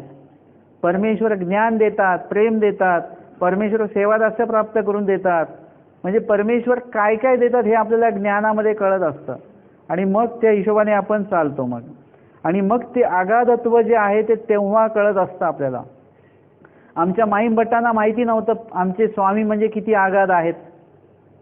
दर्शन झाल्यानंतर सुद्धा नाही कळलं त्यांना, चर्चा केल्यानंतर सुद्धा नाही कळलं त्यांना. परंतु जेव्हा आमच्या स्वामींनी त्यांना बोध दिलेला आहे त्यावेळेस त्यांना जीवेश्वर भाव उमटला. आणि मग त्यांना कळलं की हे म्हणजे आपण समजतो तसं नाही आहे. परमेश्वर म्हणजे आपण इतके दिवस काय समजत होतो? 6 शास्त्र अभ्यास केला, आपली खूप चुकीची संकल्पना होती, गैरसमज होता. पण आज ब्रह्मविद्येचं एक प्रकरण नुसतं ऐकलं त्यांनी आणि मग त्यांना कळलं अरे परमेश्वर म्हणजे कसं आहे? निर्वैव निराकार असे. आपण तर इथे मंदिरांमध्ये ज्या प्रतिमा आहेत त्या प्रतिमेला देव म्हणायला लागलो. अन्य लोकांना आपण हसतो, आपण पण तेच करतोय. आणि इथे तर काय सांगितलं? निर्वैव निराकार. आपली संकल्पना काय आणि स्वामींनी काय सांगितलं? पटवून सांगितलं स्वामींनी ते सगळ्या गोष्टी. पटल्या, बोध झाला, हस्तीचा दृष्टांत सांगितल्या गेला. अशा प्रकारे परमेश्वराचं अगाधत्व जे आहे ते माईंभट्टासारख्या व्यक्तींनीच जाणावं. आपण का नाही जाणू शकलो? कारण की आम्ही ज्ञानच घेत नाहीये. तुम्ही ज्ञान घ्यायला लागले की तुम्ही देवाला असं सटरपटर कामं सांगणारच नाही. सरळ मोठा कॉन्ट्रॅक्ट देऊन टाकाल देवाला की देवा मला या संसारातनं मुक्त कर, या संसारातनं बाहेर काढ, मला अनुसरण घडू दे, आचरण घडू दे, आणि सगळ्यात महत्त्वाचं म्हणजे मला आपल्या स्वरूपी पावन करून घ्या. हेच फक्त देवाला तुम्ही सांगणार. बाकीचं कुठलंही तुम्ही मागणी त्याच्यामध्ये मागणार नाही. स्वामी सांगतात आम्ही तुमच्यासाठी देव आहोत, पण ह्या अज्ञान लोकांसाठी आम्ही कोण आहोत? यांना काय माहिती आम्ही कोण आहोत? अगाधाचे अगाध. आणि मग स्वामींनी या ठिकाणी खड्या खुबड्याचा दृष्टांत सांगितलेला आहे. स्वामी सांगतात, कवणी एकू डोहाची थडीये बैसला असे. कुणी एक व्यक्ती तो डोहाच्या थडीये बैसला असे म्हणजे डोहाच्या कडेला बसलेला आहे. डोह म्हणजे कशाला म्हणतात? जागेवरच खोल असं जे जलाशय असतं, विहीर नाही बरं का, जलाशय तलावासारखंच आहे परंतु खोल आहे एकदम, असं ते एक डोह आहे तो. आणि थडीये बैसला असे, तो त्याच्या थडीला म्हणजे काठाला बसलेला आहे. कवणी तेच कवणी एकू वेडसू वेडसू ये. तिथे कोणतरी रस्त्याने चालता फिरता एक अज्ञान व्यक्ती येतो आणि तो कसा आहे? वेडसू वेडसू म्हणजे त्याच्याकडे वैचारिक पातळीच नाही आहे असा तो व्यक्ती आहे. तो त्या डोहाच्या थडीला येतो आणि उदकाचे स्वच्छ निर्मळपण देखोनी अंतुल खडे खुबटे आसळग देखे. आणि ते पाणी कसं आहे? शांत आहे आणि स्वच्छ आहे. उदकाचे स्वच्छ आणि निर्मळपण देखोनी, ते स्वच्छ आणि निर्मळ उदक बघून काय होतं की आतमध्ये त्या डोहाच्या तळ जो आहे तो तळ सुद्धा दिसतो आहे त्याला. आणि तो तळ कसा? असा उथळ दिसतो त्याला. पाण्यामध्ये जर का पाण्याचा तळ बघितला तुम्ही, असं ड्रममध्ये वगैरे पाणी असतं, तर तुम्हाला असं एखादी वस्तू पडलेली आहे त्याच्यात, तर तुम्हाला असं वाटतं रे वस्तू वरच आहे, असा हात टाकला की निघेल, पण हात इथपर्यंत गेला तरी वस्तू हाताला लागत नाही. मग कळतं हे खोल आहे बरं का खूप. तसं अंतुल खडे खुबटे आसळक देखे म्हणजे सहज त्याला वाटतं की तुच्छ आहे, म्हणजे मला लगेच भेटेल, क्षुल्लक गोष्ट आहे, मला लगेच ते खड्या खुपट्यांना हात लावता येईल. कारण त्यातले खडे खुपटे पण कसे आहेत? चांगले गोल चमकणारे वगैरे असे काहीतरी असतील, आकर्षक असतील. आणि म्हणून तो काय करतो? अंगियेची बाहेवरती सारोनी हातू घाली. हे जे काही हाताची बाही आहे तो अशी मागे करतो इथपर्यंत आणि मग त्या डोहामध्ये तो हात टाकतो. हाते न पवे, परंतु त्याचा हात काय त्यापर्यंत पोचत नाही. मग पाऊ घाली, मग तो म्हणतो की हातापेक्षा पाय मोठा असेल, म्हणजे आपलं जे काही चेहरा असतो ना, हा एक हिताचा आहे समजा, त्याच्यापेक्षा दुप्पट आपलं कमरेपर्यंतचा भाग असतो पोट, आणि त्याच्यापेक्षा दुप्पट आपले काय असतात? पाय असतात. घरी गेले की मोजून बघा बरं का. तर पाय हातापेक्षा आपले काय आहेत? पाय मोठे आहेत, तर कमीत कमी पाय लंबे आहेत, तर पाय तरी त्या दगडाला लागतील. नाही हातामध्ये आलं तरी चालेल, पण पाय तर लागेल आपला. आणि म्हणून तो पाय टाकतो. मग पाय न पवे, पाय सुद्धा त्याचा पोचत नाही. मग तो काय जिद्दीला पेटून उठतो की नाही नाही, हे आपल्याला हाताला लागत नाही, पायाला पण लागत नाही, असं कसं काय? आपल्याला तो दगड घ्यायचा म्हणजे घ्यायचाच. मग तो काय करतो? पडदनी घेऊनी बुडी दे, म्हणजे कपडा एक गुंडाळतो, आता उडी मारायची त्याच्यामध्ये, आणि म्हणून तो काय करतो? अंगावरचे कपडे काढतो. पडदनी म्हणजे आंघोळीच्या आधी नेसायला द्यायचं जे वस्त्र आहे, म्हणजे एखादं धोतर वगैरे तो गुंडाळतो आणि त्या डोहामध्ये तो उडी घेतो. तेनेही न पवे, ते खडे खुपटे आणि त्या इतके खोल आहेत, त्या डोहाचं तळ इतकं खोल आहे, फक्त ते उदक शांत आहे आणि स्वच्छ असल्यामुळे त्याचा तळ दिसतो आहे. आणि तो खाली गेला एकदम, परंतु खाली तळाला जाईपर्यंत श्वास गुदमरला, परत वर आला, परत खाली गेला, परत वर आला, म्हणजे एवढं खोल होतं की तो श्वास आपला रोखू शकत नव्हता. उडी मारून सुद्धा त्याच्या हाताला ते खडे खुपटे लागले नाही. मग थडीये बैसला असे, आता थडी म्हणजे काठाला जो बसलेला आहे तो ह्याचे कारनामे बघतो आहे की तो कधी पाय घालतोय, कधी हात टाकतोय, कधी उडी मारतोय. आता जर का तो अजून खोल गेला आणि जर का त्याला दम तुटला तर काय होईल? बुडून जाईल तो. म्हणून तो थडीला बसलेला जो शहाणा व्यक्ती आहे तो त्याला सांगतो, आगा हे अक्षोभ्य उदक. अक्षोभ्य उदक म्हणजे जे शोभल्या जाणार नाही. म्हणजे काय? एखाद्या व्यक्तीला जर का तुम्ही थोडंसं पण काय बोललात तर लगेच तो शोभून उठतो, तुम्ही मला असं कसं काय बोललात, म्हणजे तो लगेच रागावतो, शीघ्रकोपी म्हणतात त्याला. परंतु एखाद्या व्यक्तीला तुम्ही किती चिडवा आणि किती काय करा, तो अजिबात काहीच बोलत नाही, शांत असतो तो.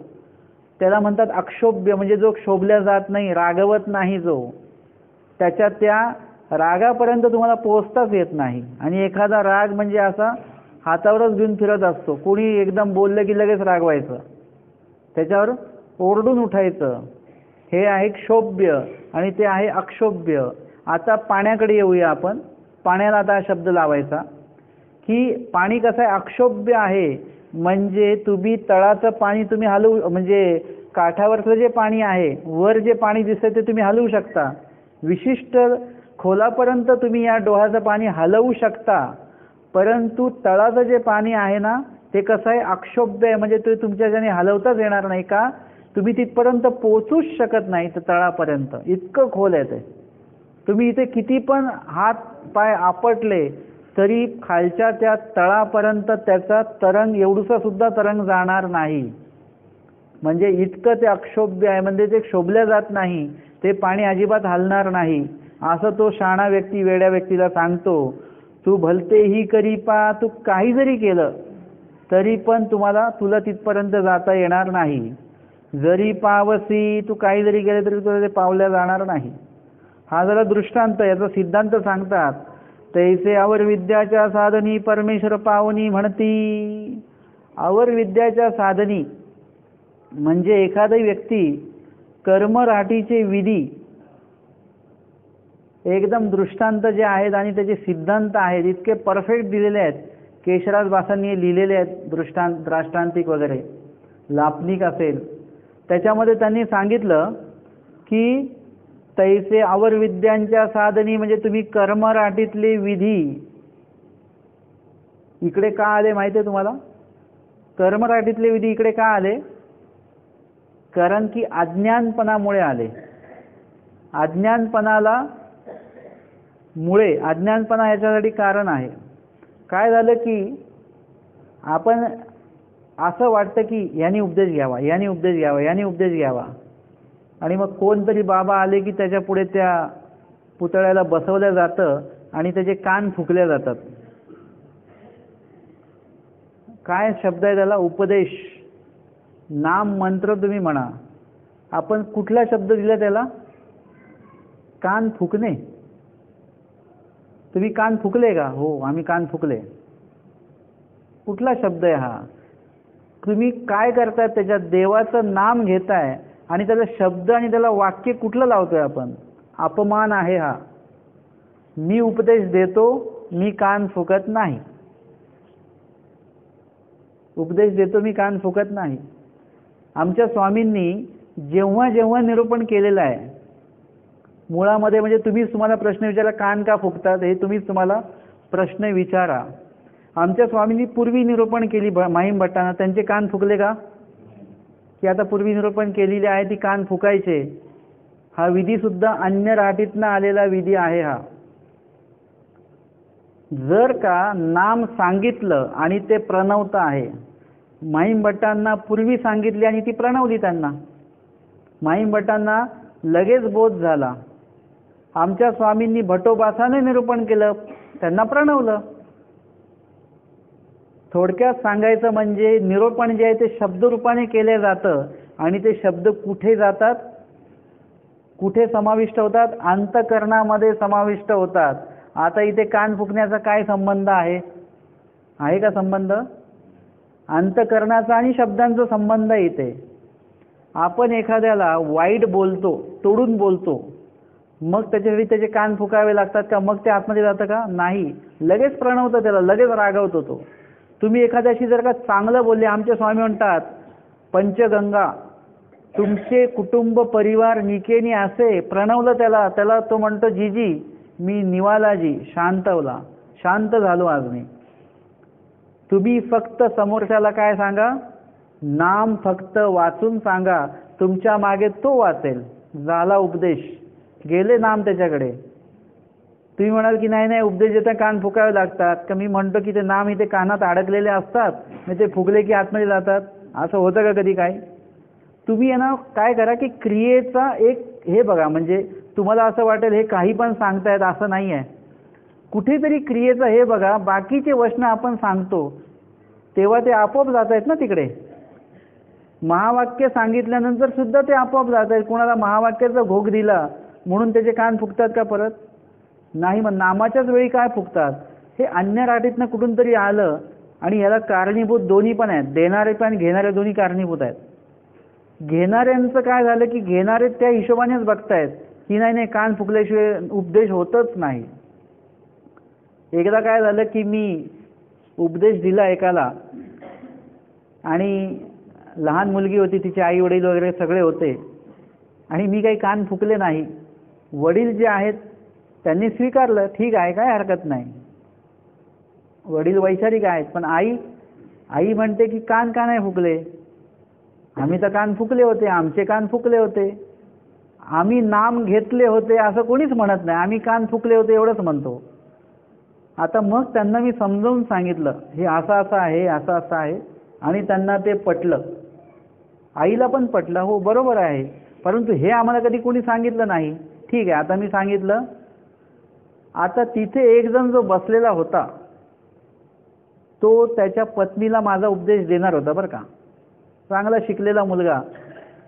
तो त्याच्या बाजूला जो व्यक्ती बसलेला होता, आमचा उपदेशविधी चालू होता, तर तो त्या बाजूच्या व्यक्तीला म्हणाला की मी माझ्या पत्नीला यांचा उपदेश देणार होतो बरं का, परंतु यांनी कान फुकले नाहीत, मी माझ्या पत्नीला यांचा उपदेश देणार नाही. बघा, म्हणजे आम्ही कुठे पुढारलेलो आहोत, आम्ही प्रगत, आमचे वैचारिक पातळी आमची प्रगत आहे की कशी आहे सांगा बरं. कान फुकत नाहीये म्हणून यांच्याकडनं उपदेश घ्यायचा नाही, ही कुठली काय विचारधारा चालू आहे आपली, किती अज्ञान आमच्या पंथामध्ये चालू आहे, किती मागासलेला वर्ग आहे आमचा ज्ञानाच्या बाबतीमध्ये. हे अशा प्रकारच्या गोष्टी अज्ञानपणामुळे होतात. तर अशा प्रकारे आपण ज्यांना ज्यांना जबरदस्ती उपदेशी करतो ते काय करतात, उपदेशी तर होऊन जातात, नंतर गुरुची त्यांची कधी भेट होत नाही. मग त्यांना विधिविधान माहिती नसतं, एक गाठी दिलेली, एक विशेष दिलेला आहे आणि 5 नामं दिलेली आहेत, याच्या व्यतिरिक्त त्या व्यक्तीला काहीही सांगितलेलं नसतं. आणि मग तो उपदेशी म्हणून घेणारा, म्हणजे नामधारकच त्याला म्हणूया, तो व्यक्ती वाट बघतो कधी गुरुची माझी भेट होईल. आणि सगळ्यांना सांगितलं गुरुमुखेच ज्ञान घेतलं पाहिजे, गुरु म्हणजे उपदेश गुरु. मग बाकीचे जर का साधू आले तर त्यांच्याकडनं काही ज्ञान घ्यायचं नाही, कारण की ज्ञान हे फक्त गुरुमुखेच घ्यायचं आहे. बाकीचे साधू आले तरी ज्ञान घ्यायचं नाही. वासनिक एखादे जाणकार आले तर त्यांच्याकडनंही ज्ञान घ्यायचं नाही, कारण की ज्ञान हे गुरुमुखेच घ्यायचं आहे. इतकं बिंबवलेलं असतं की आपल्याला जिथून ज्ञान भेटणार आहे तिथून सुद्धा ज्ञान घेत नाहीत. कुणी म्हणतात व्हॉट्सअपवर ऐकू नका, कारण की गुरुमुखेच घेतलं पाहिजे. सांगणारे गुरुच आहेत ना, सांगणारे कोण आहेत, चांगलंच आहे ना. तुम्ही जे पुस्तक घेता, पुस्तक सुद्धा तेच आहे, लिहिलेलंच आहे, ते तर आपण घेतोच की नाही. ज्ञान जिथून भेटतं तिथून घ्या, तुमचं ज्ञान वाढवा, आचरणामध्ये प्रगती करा. अज्ञान राहाल तर अज्ञानच राहाल. मग हे अज्ञान लोक काय करतात, असं काहीतरी संकष्टी आली, अमावस्या आली, पौर्णिमा आली, मग काय करायचं, आपल्याला दैवपैकीचा काहीच विधी माहिती नाही. मग ते म्हणतात आपण संकष्टीला काय करायचो, आमक्या देवीचा उपवास करायचो. आता आपण कोणाचे झालो, देवीचे राहिलो नाही, आता आपण कोणाचे झालो, आता आपण कोणाचा उपवास करायचा, देवाचा उपवास करायचा. मग ते आपल्या देवाचा उपवास सुरू करतात. मग ते म्हणतात आम्ही तिकडे खेटीला जायचो, मग आता आपली ती देवी राहिली नाही, आता आपण कुठे गेलं पाहिजे, आपल्या देवाला खेटीला गेलं पाहिजे. म्हणजे अशा प्रकारे आमच्याकडे अन्य धर्मातले जे विधी आहेत ते आमच्या धर्मामध्ये इथे आणल्या गेले. कुणी आणले, अज्ञानाने ते आणले, अज्ञानपणामुळे ते आले आणि अज्ञानासारख्या क्रिया व्हायला लागल्या. अहो इथपर्यंत क्रिया गेली की ज्यावेळेस ते अनंत चतुर्थी किंवा गणपती चतुर्थी, गणेश चतुर्थी असते, गणपती जेव्हा येतात, मग आमचे जे काही अर्धवट उपदेशी आहेत, म्हणजे ज्यांना ज्ञानच नाही आहे, त्या उपदेशांना असं वाटतं की एवढ्या वर्ष आपण गणपतीची पूजा करायचो आणि गणेश चतुर्थीला आपण काय बनवायचो, मोदक. मग आता काय करायचं, मग त्यांना जी मळमळ होते, मग ते काय करतात, आपल्या देवासाठी गणेश चतुर्थी आणि याच्यामध्ये मोदक बनवतात आणि वरून आम्हाला देतात. हा म्हटलं हे गणपतीचा प्रसाद आणला की काय तुम्ही तिकडून, ते म्हणे नाही नाही आपण घरी बनवलं, हे तुम्ही घरी का बनवलं. मी आता सगळीकडे बनतात ना मोदक, म्हणून आम्ही पण आणले, आम्ही पण बनवले. ते गणपतीच्या निमित्ताने बनतात, गणपतीचा तो काय आवडता पदार्थ वगैरे आहे, तुम्ही उपदेशी लोक काय बनवता इथे. नाही नाही, मग ते आता कसं ते त्याचं उत्तर काहीच नाही आहे. मग तिकडे गणपतीचा वाढदिवस आणि त्याचा केक आपल्या घरी बनणं असा प्रकार झाला की नाही. हा आपल्या याच्यामध्ये होळी असते. होळीचा आणि मानव पंथाचा काय संबंध आहे तसा बघितलं तर काहीच नाही आहे. पण आमचे लोक एकमेकांना होळीच्या शुभेच्छा देतात. होळी कोण होती? प्रल्हादाची कोण होती? कोणाची? प्रल्हादच की कोण? हां, प्रल्हादाची कोण होती? आत्या होती. आणि त्या प्रल्हादाच्या बापाने काय केलं, ह्याला जाळण्यासाठी तिला बसवलं, तिच्या मांडीवर त्याला बसवलं आणि ते पेटवून दिलं. त्याची अपेक्षा होती की माझी बहीण काही जळणार नाही, पण हा जळेल. परंतु काय झालं? काय झालं तुम्हाला माहिती आहे? सांगा. ती जळाली आणि तो राहिला, प्रल्हाद राहिला. आणि त्या दिवसापासून ही होळी चालू झालेली आहे का? असं आहे का मला सांगा कर्मराटीमध्ये. मग आता त्याचा आणि आपला काय संबंध? प्रल्हादाची हत्या गेली आणि त्याच्या शुभेच्छा आपण द्यायच्या आता. मग आम्हाला सांगितलं तर स्वामींनी सुद्धा काय केलेलं आहे, होळी हे केलेली आहे, पेटवलेली आहे वगैरे वगैरे. ते स्वामी आहेत, स्वामींना काय कसलं करायचंय ते स्वामींना करू द्या. आम्हीच काय सांगतो तुम्हाला, देवानी केलं ते करू नका, देवानी सांगितलं ते करा. आता स्वामींनी कुठे सांगितलं आम्हाला होळी पेटवा? मग तर स्वामींनी त्या लीळेमध्ये होळी पण पेटवायला सांगितलेली आहे विधीपूर्वक. कुणाच्या माध्यमातून तो विधी करून घेतला स्वामींनी पूर्ण, आणि मग ती होळी पेटवायला लावली. मग दुसऱ्या दिवशी ती होळी खेळली पण नंतर, धुलीवंदन वगैरे काय बोलतात त्याला. मग आपण होळी का नाही पेटवत मानव आपण ते लोक? आपण जर का एकमेकांना शुभेच्छा देऊ शकतो होळीच्या, तर आपल्याला पेटवायला काय हरकत आहे होळी? आमच्या स्वामींनी पण तर पेटवली. म्हणजे आपण अज्ञानपणा असल्यामुळे, मी जेव्हा हा मुद्दा मांडला तर अनेक लोकांनी मला वेड्यात काढलं. त्यामुळे असं थोडी आहे, हे लीळा आहे, या निमित्ताने लीळेची आठवण येते. लीळा आठवायला तुम्हाला होळीच कशाला पाहिजे? आज सुद्धा तुम्ही होळीची लीळा आठवू शकता ना. आज सुद्धा तुम्ही ती दवण्याची लीळा आठवू शकता. आज सुद्धा तुम्ही रिंगणी फुलांची लीळा आठवू शकता. तुम्हाला कुठलं बंधनच नाहीये, कधीही लीळा आठवू शकता. तुम्हाला रात्रीची झोप येत नाही का? उठून बसा, लीळा आठवत बसा, स्मरण करत बसा. तुम्हाला कसलंही बंधन नाही. 24 तास स्मरण, हे वाक्य सांगितलं स्वामी, स्मरण, अनुस्मरण आणि सकृस्मरण. स्मरण म्हणजे 24 तास देवाला आठवायचं आहे. बंधन आहे का काही? तुम्ही कुठेही असा, तुम्ही बाथरूममध्ये असा, तुम्ही स्वयंपाक करण्यामध्ये असा, कपडे धुण्यात असा, तुम्ही प्रवासात असा, देव आठवण्याला देवाने कुठे बंदी केलेली नाही आहे. 24 तास देवाला आठवायचं आहे. एक वचन मला असं दाखवा की ज्याच्यामध्ये सांगितलं देवाने की एवढ्या वेळात मला आठवायचं नाही म्हणून. एक तरी वचन आणि एक तरी लीळा मला आणून दाखवा उद्या. असं नाही आहे. आणि म्हणून हा भाग आपण लक्षात घेतला पाहिजे की इथे सांगितलेलं आहे की आवर विद्यांच्या साधनी, हे आवर विद्या म्हणजे अन्य राहटीतनं जे लॉन्च केलेले जे विधी आहेत, तिकडून आणलेले जे काही सगळे काही कर्मपैकीचे आवर विधी जे आहेत ते आपण आमच्या देवाच्या ठिकाणी करायचे. आणि आमच्या देवाने सांगितलेले विधी ते गुंडाळून ठेवायचे. गुंडाळून ठेवायचे म्हणजे सूत्रपाठ आणि लीळाचरित्र आपण काय करतो, गुंडाळूनच ठेवतो घरामध्ये. कुणाला जर का विचारलं की सूत्रपाठ आहे का, ते म्हणतात बघावं लागेल. लीळाचरित्र आहे का? नाही आहे.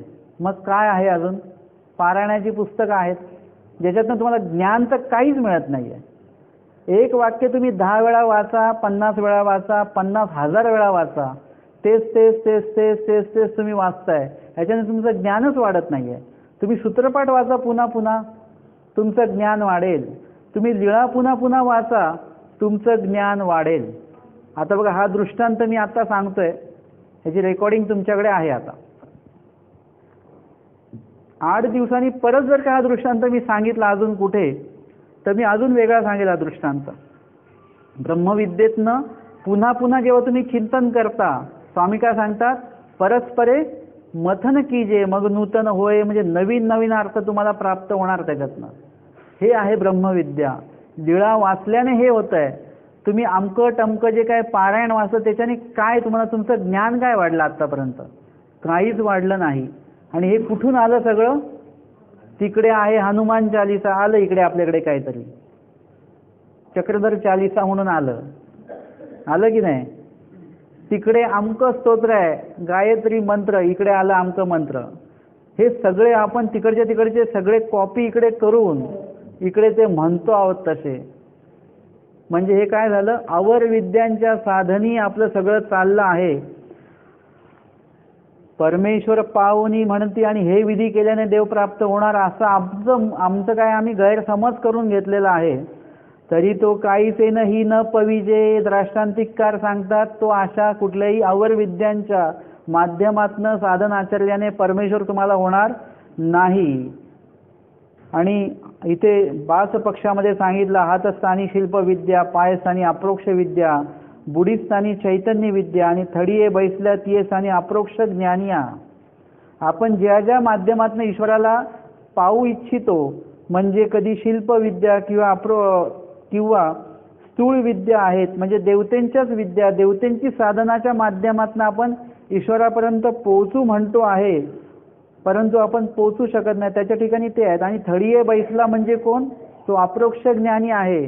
तो अप्रोक्ष ज्ञानी तुम्हाला यथार्थ ज्ञान सांगतात. तो म्हणे तू भले तेही करी पा जरी पावसी, परमेश्वर काहीसे ही न पविजे.